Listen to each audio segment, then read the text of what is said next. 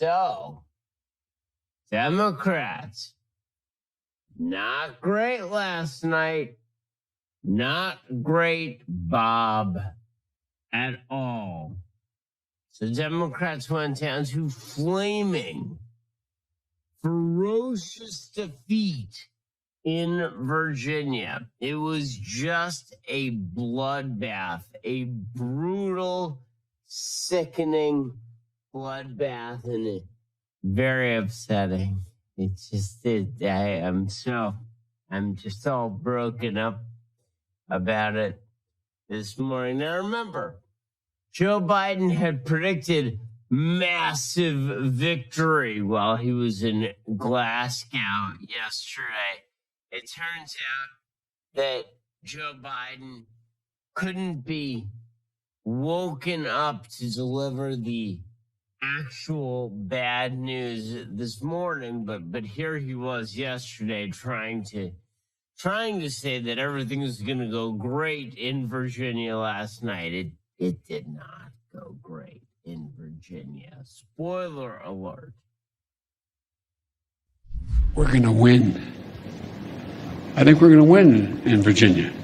And you're reporting it being close. The race is very close. It's about who shows up, who turns out. And granted, I did win by a large margin.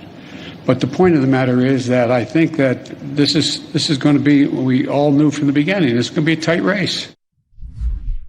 Okay, we didn't all know that from the beginning. If you look at the polls, Glenn Youngkin was down like double digits at the beginning of this race. And then he won last night by a fairly solid margin. According to the New York Times, Republicans claimed the governorship of Virginia for the first time in more than a decade on Wednesday, electing businessman Glenn Youngkin and presenting their party with a formula for how to exploit President Biden's vulnerabilities and evade the shadow of Donald Trump in Democratic-leaning states. Youngkin, 54, a wealthy former private equity executive making his first run for office, elevated education and taxes while projecting a suburban dad demeanor to demonstrate he was different from Trump without saying so outright. He defeated former Governor Terry McAuliffe, a Democrat who, with Trump out of office, struggled to generate enthusiasm among liberals at a moment when conservatives are energized in opposition to Mr. Biden. This race was called pretty much off the bat. By fairly early last night, people knew that Youngkin was going to win. And it wasn't just that Republicans won with Youngkin at the top of the ticket. They also won the lieutenant governor's race in Virginia. They won the attorney general's race in Virginia.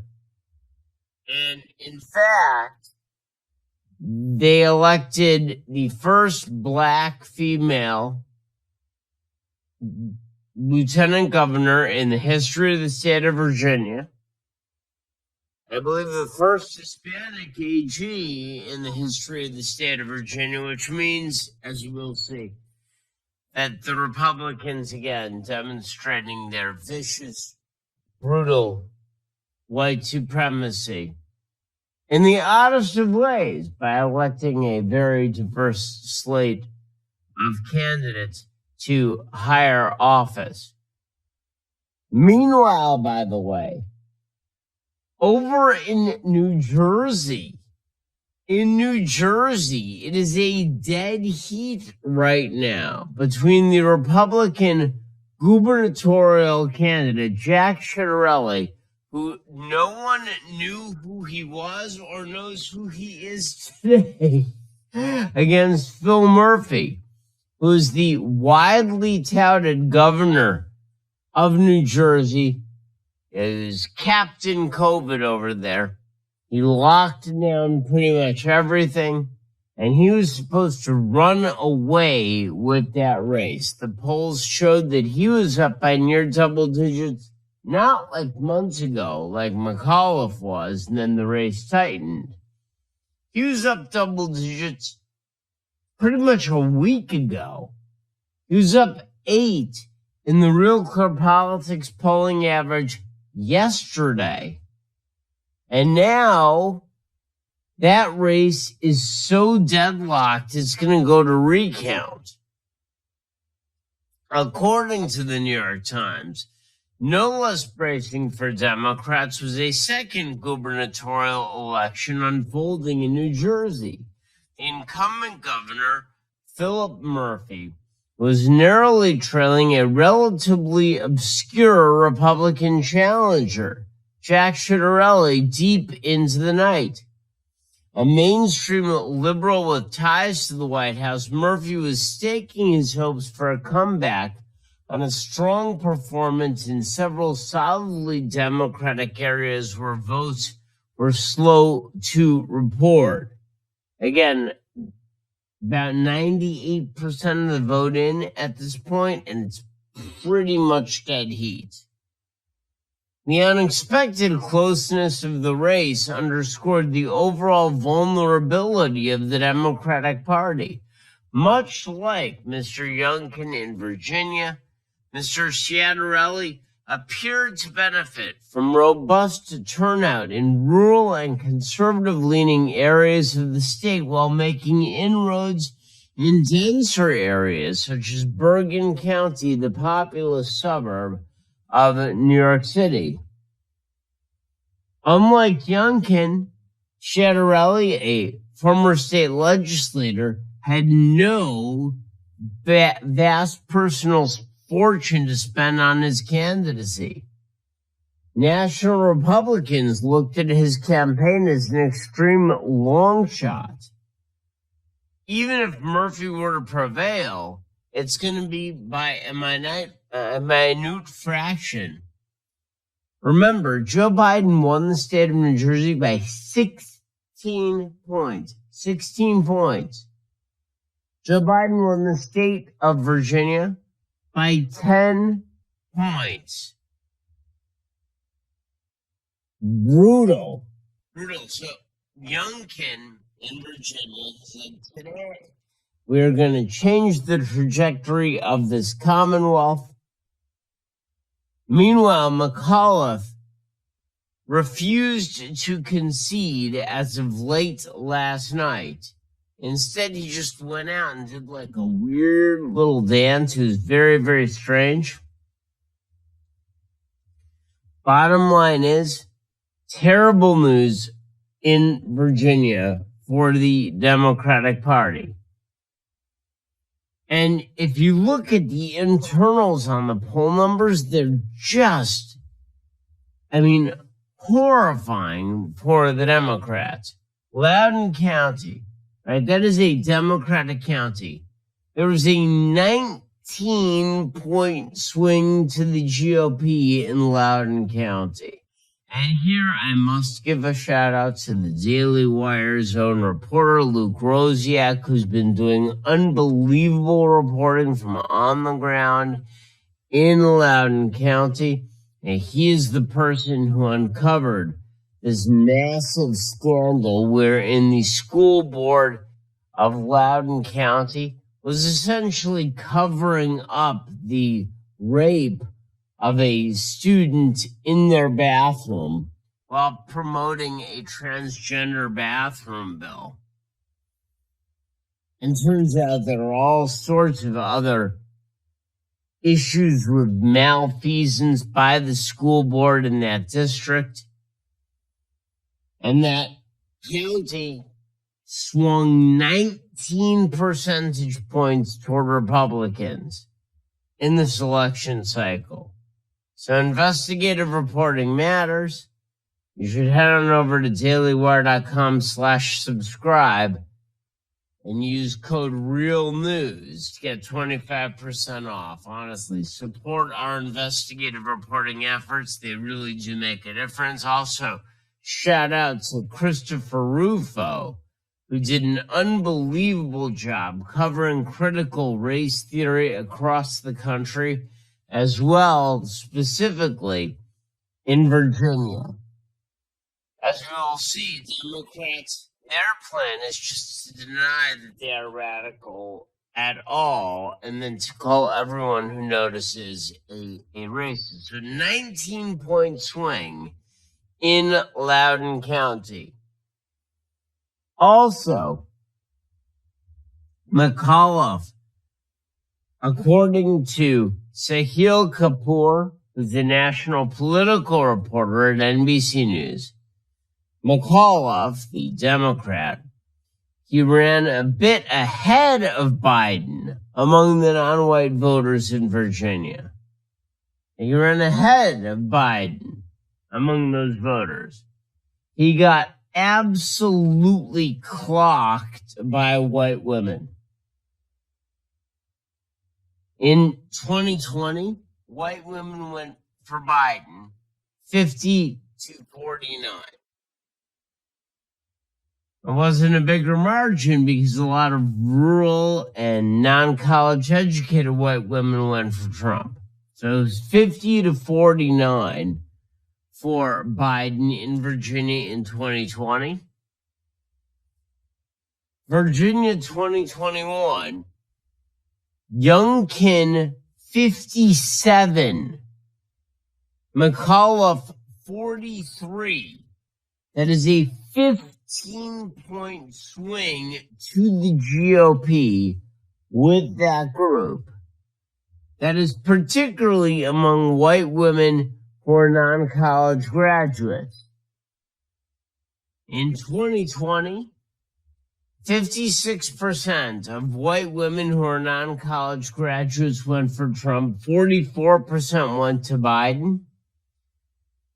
Okay, so that was a split in favor of Trump, but a lot evener than last night. Last night, 75% for Youngkin, 25% for McAuliffe among white women who are non-college educated. And what does that say? It says that when you have someone who is not quite as offensive at the top of a particular ticket, that you can win back all of those suburban white women. You can hold the Trump coalition, which is what Youngkin did. He didn't crap on Trump. He didn't spend the campaign crapping on Trump. Instead, he said he appreciated a lot of things about Trump, but he also didn't humor a lot of Trump's more absurd contentions. And then he made the issues not about Trump. He just avoided making the election about Trump. And he swamped Terry McAuliffe, particularly with white women. Back to some of these exit polling numbers, just brutal for the Democrats. On the economy and jobs, 35% of voters in the Virginia election said that was their top issue, the economy and jobs. Youngkin won that group 63 to 36. And on the issue of education, which was the number 3 issue among these exit voters, 15% of people said it was their number 1 issue. 71% went for Youngkin. 71 to 29. Okay, that is Luke's reporting. That is Chris Rufo's reporting. That is people who are pointing out what exactly is being taught to your kids in schools. That is not a Virginia issue, by the way. That is a national issue. And if Republicans don't hold on to that, if they don't point out, I've been saying this literally since I began my career. The indoctrination of children in public schools is a disaster area for the country. If Republicans run on the curriculum, they're going to win because parents don't actually know what kids are being taught. Okay, so on the economy and jobs, Youngkin outpaces McCall 63 to 36. On education, he outpaces McCall 71 to 29. On coronavirus, McAuliffe wins 78 to 22, but no one cares about that anymore because basically this is all over. Among people who said racism was their number one issue, unsurprisingly, McAuliffe won 84 to 15. On abortion, only 5% of people said it was their top issue, but 56% of those people actually voted for Youngkin. So all of the anti-choice, he's an anti-choice radical who's going to stop abortion, that actually cut in Youngkin's favor. On immigration, 94% to 5 in favor of Youngkin. And so you can see exactly why Youngkin won right here. How bad were the exit polls for Democrats here? Okay, I'm going to go by group here. Okay, so among 18 to 44 men, Youngkin was competitive. He only lost to McAuliffe 52 to 47. Among men aged 45 plus, 58 to 42 for Youngkin. Among Latinos and Hispanics in Virginia, Youngkin won outright, 54 to 45. He also won 13% of the black vote and 58% of the white vote. Devastating numbers for the Democrats. Plus, as Nate Cohn points out over at the New York Times, Biden has nearly the worst approval ratings of any president on record at this stage of his presidency.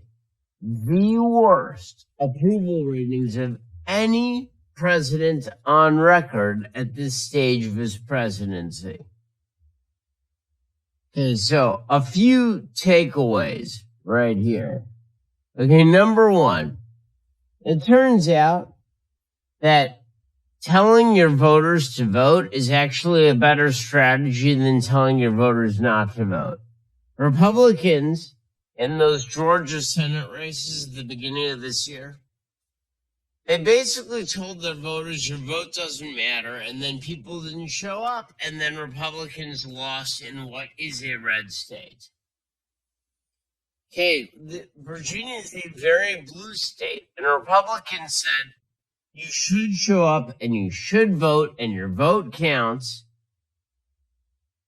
And whether or not you are concerned about voter fraud, the best way to win is to go and vote. And focusing in on, are they going to steal it? Is it going to be stolen? Is your vote going to count? Is a bad way of running an election cycle. It is a bad idea moving forward. Okay, point number 2.